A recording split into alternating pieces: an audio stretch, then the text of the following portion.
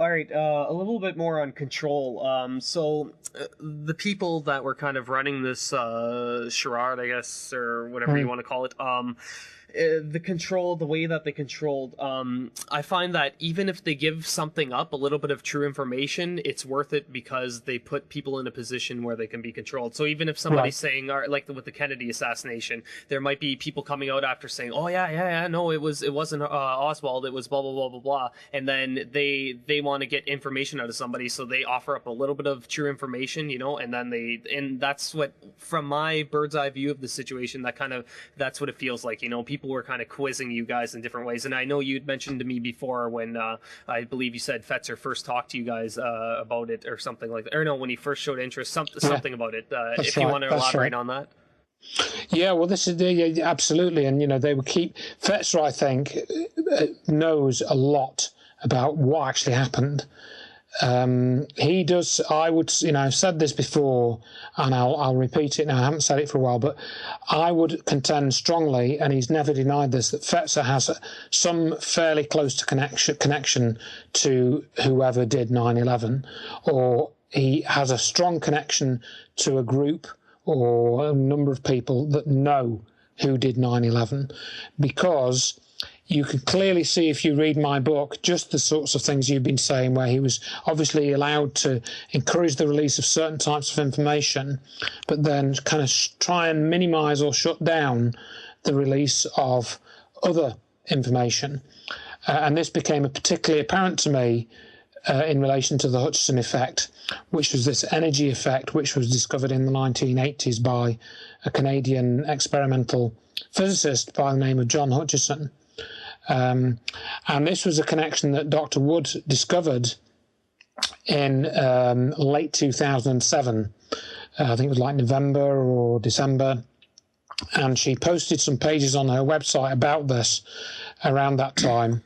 And she has mentioned this story herself on a couple of interviews, but she basically had prepared some web pages which I'd talked through with her. She'd shown me them, and I'd sort of just said, oh yeah, that's pretty amazing, and I can see the obvious connection here now. And maybe, like I suggested, she moved one picture to... In fact, no, I think what I did was I ended up writing an introduction to this. It was just like a summary, so that it had like a little table of about 12 pictures or something, which summarised what she'd discovered. And I suggested she put that on there, or I might have even sort of edited it on my front page, software and blah, blah, blah.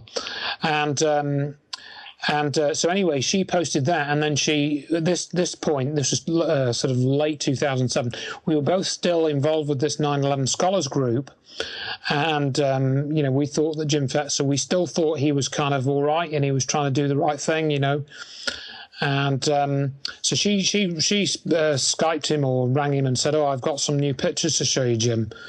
And he said, okay, well, I'll just get myself a drink and I'll go downstairs, because apparently in his house he had his computer in the basement. So, he got himself a drink, went down. She gave him the link to the new pages, and it said 9/11 and the Hutchison effect, and then as soon as he saw this come onto his screen, he says, oh, I've just got to make a phone call. And he hung up the Skype and went to make a phone call. So you think, okay, all right. But it wasn't, if that was the only sort of peculiarity, then, you could think it was just that peculiarity. But what happened after that was we then did a talk with Ambrose Lane, who was a radio show host in Washington, D.C., and he had invited us to go onto his program, and this was at the suggestion of another mutual friend of ours called Frank Ferguson, who's based in Washington. And he suggested to Ambrose that we do an interview about this new evidence, the Hutchison effect. So we did that on January the 14th and January the 18th, 2008, which, of course, is now over nearly 7 years ago, coming up 4. And within 16 hours of that broadcast going out, this other 9/11 scholar, who went by the name of Ace Baker, he Ace Baker. Indeed, somebody said to me, never trust anybody who calls himself Ace. Oh, well, it's sorry to interject here, but just I saw his documentary. It was long and stuff. I've seen it a couple times, but the songs, it just turns it into a joke for me. It just turns it into a. I mean, yeah, it's nice to have background music, but I feel like he put a lot of effort into it either way. But like to make a production like that and record all that, I mean, some people write songs about anything and like go, but to me, it just kind of gave it that that kind of cartoony, surreal kind of it kind of put it in a certain place for me. Like so if I was somebody that didn't, I thought as if I was somebody that had no clue about any of this stuff, and this was the first thing I saw, what would I think? And I would kind of be like so turned off by, I'd be like, wow, this is a joke, Judy, Judy, Judy, Judy Wood, like that, like, to me, it just would turn me right off. So that's why I laugh a lot at Ace Baker and the other things that he did after that you'll probably get into now. Yeah, and again, he buddied up to Dr. Wood probably again sometime 2007, and he'd written this song for her, about her. That's really, buddy. That's suckling on some teat. I'll tell you that. Like that's indeed, and we later found out that he'd actually copied most of this song from another song. It was very, very similar. I forget the actual name, and the lyrics were very similar as well. He'd slightly modified the tune. Yeah, just changed the melody a bit and changed the melody slightly. Yeah, exactly. Yeah, and so I didn't know that at first. I think it was sometime later that we discovered that. So you could clearly see that this was designed to, we use this expression of people will buddy up to you, and suck up to you and things like that.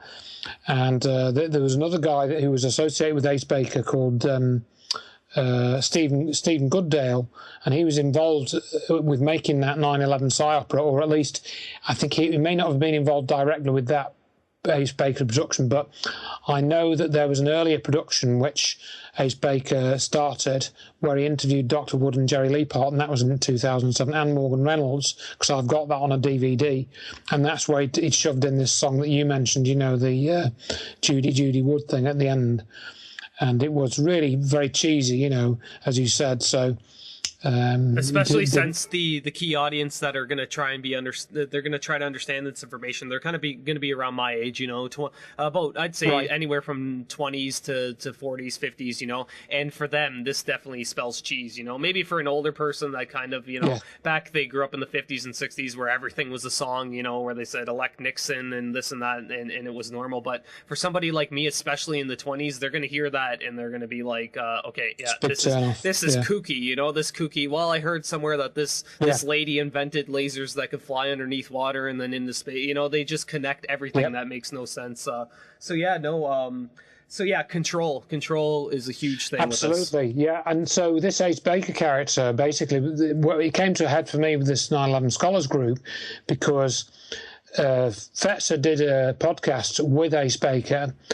And he was talking about the Hutchison effect being a load of rubbish, and he said that John Hutchison was a fraud.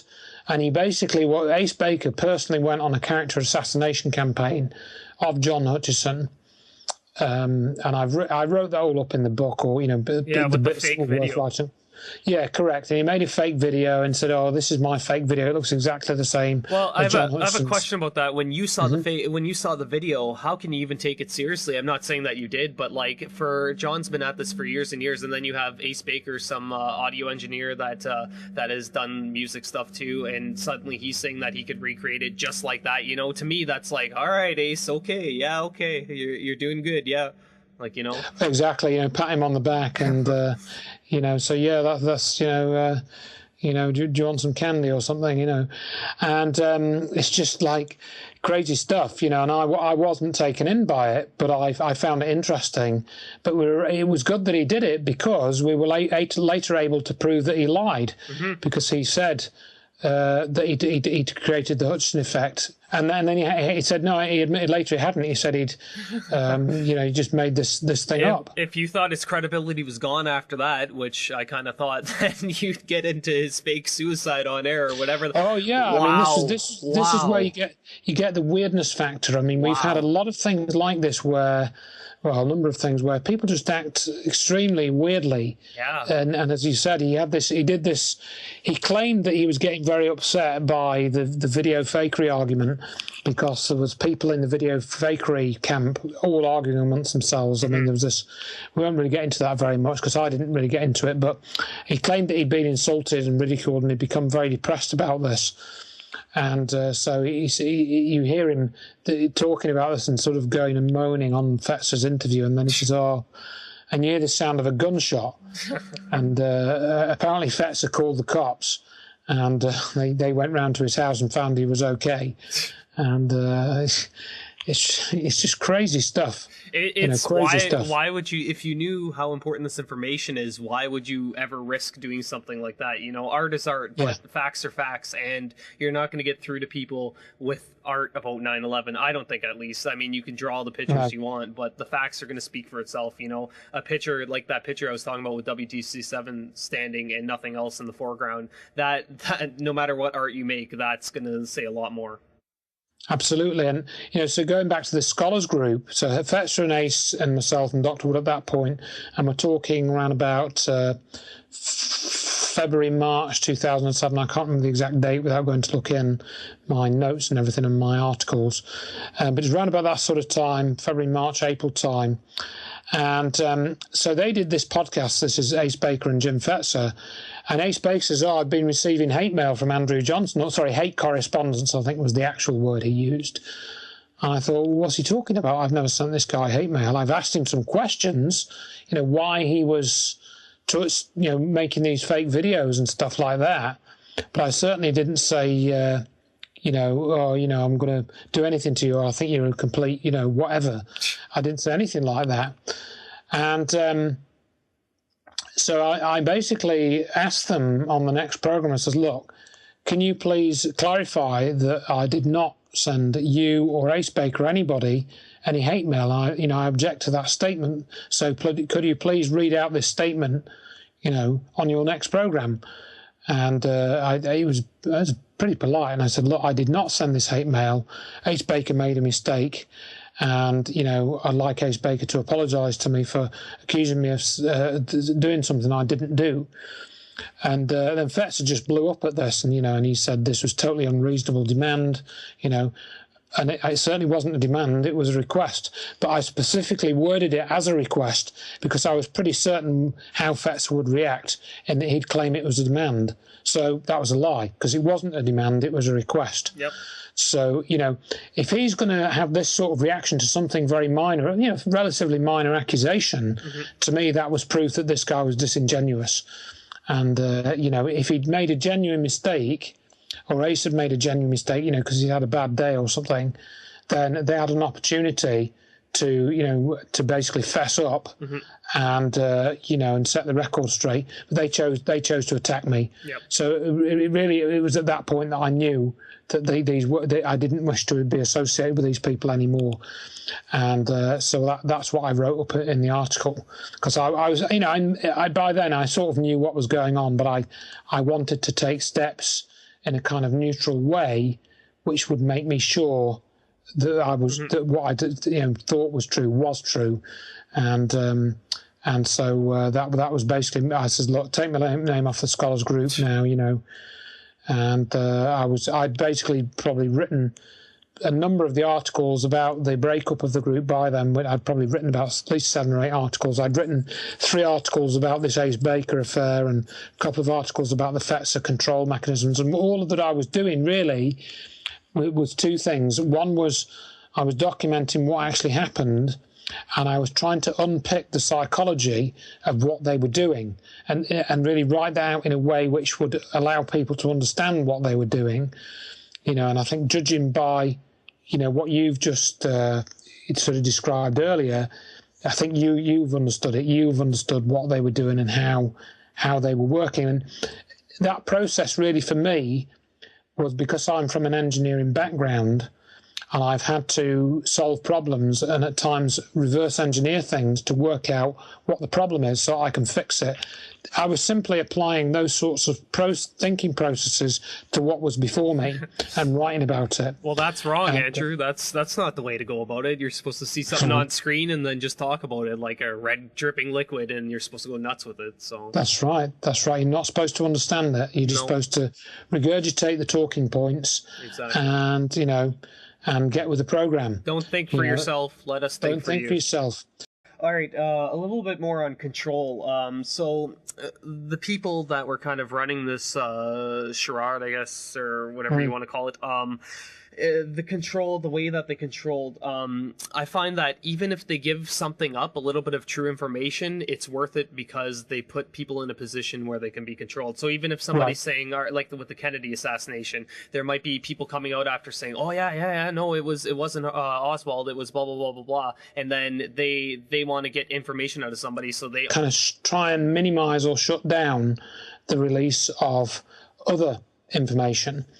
And this became particularly apparent to me in relation to the Hutchison effect, which was this energy effect which was discovered in the 1980s by a Canadian experimental physicist by the name of John Hutchison.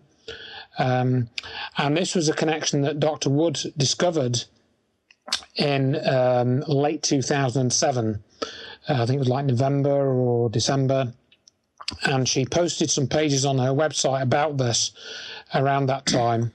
And she has mentioned this story herself on a couple of interviews, but she basically had prepared some web pages which I'd talked through with her. She'd shown me them, and I'd sort of just said, oh yeah, that's pretty amazing, and I can see the obvious connection here now. And maybe, like I suggested, she moved one picture to...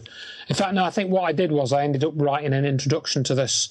It was just like a straw, and I'll repeat it now. I haven't said it for a while, but I would contend strongly, and he's never denied this, that Fetzer has some fairly close to connection to whoever did 9/11, or he has a strong connection to a group or a number of people that know who did 9/11, because you can clearly see, if you read my book, just the sorts of things you've been saying, where he was obviously allowed to encourage the release of certain types of information, but then offer up a little bit of true information, and then and that's what, from my bird's eye view of the situation, that's what it feels like. People were kind of quizzing you guys in different ways. And I know you'd mentioned to me before when I believe you said Fetzer first talked to you guys about it or something like that. Or no, when he first showed interest, something about it. If you want to elaborate on that.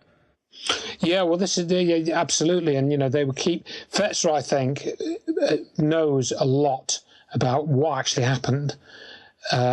He does. I would, I've said this before.